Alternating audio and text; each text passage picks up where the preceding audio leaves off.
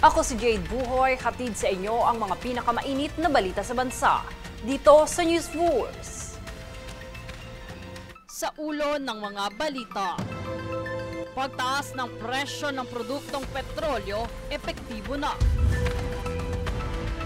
NDRRMC nagbabala kontra pagbagsak ng debris mula sa Chinese rockets. PCG rumesponde sa isang nawawalang individual dahil sa landslide sa Southern Leyte. TAP nagpamalas ng talento at kulturang Pilipino sa Asia Carnival sa Taipei. Pilipinas nominado sa 3 kategorya ng Wanderlust Travel Awards. Pamahalaan ng Quezon City at MMDA nagtulungan sa pagresolba ng pagbaha sa lungsod. Patas at pantay na balita. Komprehensibong ulat para sa pulso ng masa. Ito ang News Force.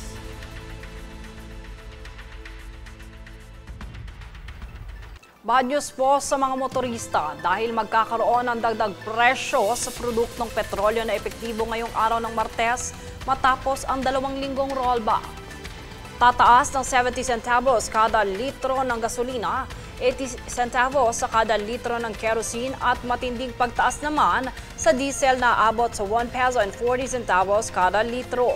Tinuturong dahilan ng Department of Energy's Oil Industry Management Bureau ng price hike ang mababang supply ng langis mula Estados Unidos at kamakailang pag-atake ng Houthi rebel sa Red Sea na nagsisilbing ruta ng pandaigdigang shipment ng langis. Nagbabala ang National Disaster Risk Reduction and Management Council o NDRRMC sa mga publiko, lalo na sa mga residente na nasa baybayin na mag-ingat sa pagbagsak ng debris mula sa rocket na papakawalan ng China. Ayon sa abiso ng NDRRMC, maglulunsad ang China ng Long March 7 rocket mula sa Wenchang, Hainan sa ganap na alas 2 ng madaling araw hanggang alas 6 ng umaga mula July 15 hanggang 17. Inaasahang babagsak ang debris ng rocket sa iba't ibang drop location. 33 nautical miles mula sa Penatag Shoal sa Masinloc, Zambales, 51 nautical miles mula Recto Bank, Spratly Islands, 88 nautical miles mula Cabra Island sa Occidental Mindoro at 118 nautical miles mula sa Busuanga, Palawan.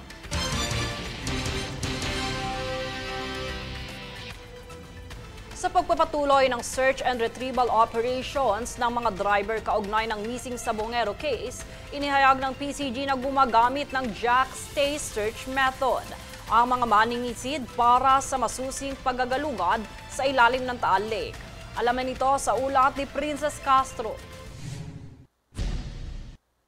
Upang matiyak ang masusing paghahanap sa mga nawawalang sabongero na umano'y itinapon sa Taal Lake sa Batangas, inihayag ng Philippine Coast Guard o PCG nitong Lunes na gumagamit ng Jack Stay Search method ang mga diver. Ang method na ito ay ginagamit upang makalikha ng isang search grid sa pamamagitan ng isang sistematikong pamamaraan na ginagamit ng mga diver upang masusing magalugad ang mga lugar sa ilalim ng katubigan. Partikular rito ang paghahanap ng nawawalang bagay o pagsisiyasat sa pinangyarihan ng krimen upang matiyak ang kumpletong saklaw. Bukod dito ay ipinakalat din ng mga divers sa mga lokasyon na iminungkahi ng intelligence mula sa Department of Justice o DOJ at iba pang mga kasosyo sa pagpapatupad ng batas. Ilan naman sa mga hamon na kinahaharap ng mga divers sa operasyon ay ang init ng tubig na naglalaro sa 30 to 32 degrees Celsius at ang lalim ng lawa na umaabot sa 50 to 70 feet na nangangailangan ng pag-deploy ng mga hyperbaric doctors para ma-monitor ang lagay ng mga maninisid.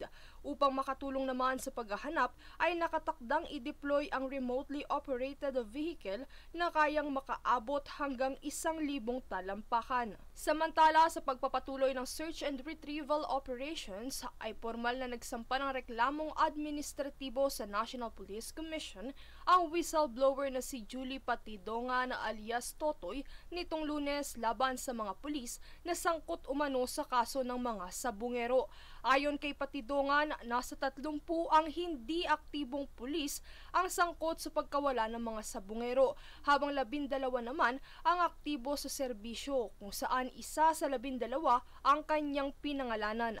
Binayaran umano ang mga pulis para dukutin ang mga sabungero. Sa pahayag naman ni NAPOLCOM Vice Chairperson at Executive Officer Rafael Vicente Calinisan, sakaling mapatunayan ay maaring maharap sa kasong administratibo ang 12 pulis na itinimbre ni Patidongan.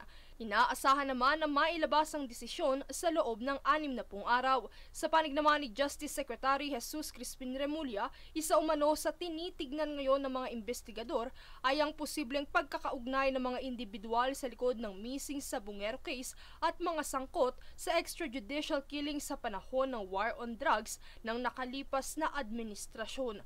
Samantala, kasalukuyan na ngayong nakikipag-ugnayan ang kagawaran sa forensic pathologists para tumulong sa pagproseso ng anumang labi na narecover. Gayon din ang koordinasyon sa Philippine National Police Crime Lab. Princess Castro nag-uulat para sa Golden Nation Network.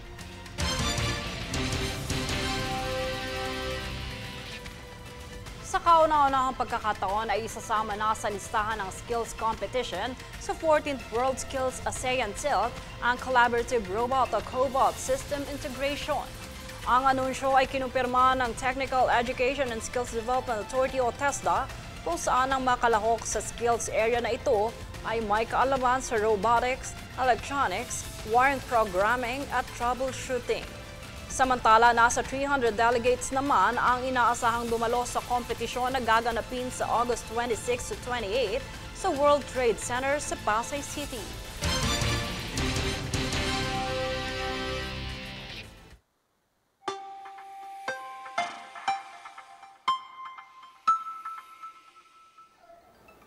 Sa ating ulat panahon, binabantayang makapasok sa bansa ang namataang kamakailang low pressure area o LPA na ngayon ay tropical depression na sa labas ng Philippine Area of Responsibility.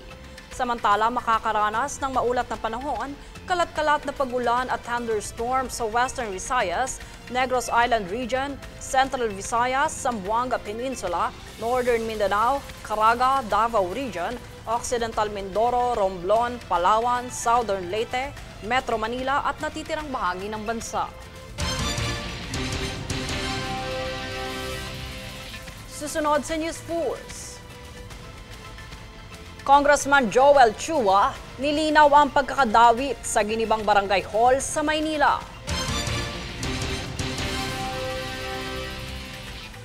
DOT nakipag-ugnayan sa Israel upang paigtingin ang turismo sa mga isla ng bansa.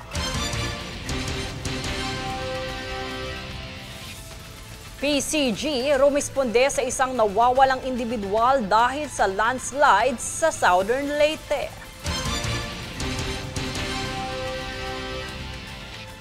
Manatiling nakatutok para sa higit pang mga balita sa pagbabalik ng News Force.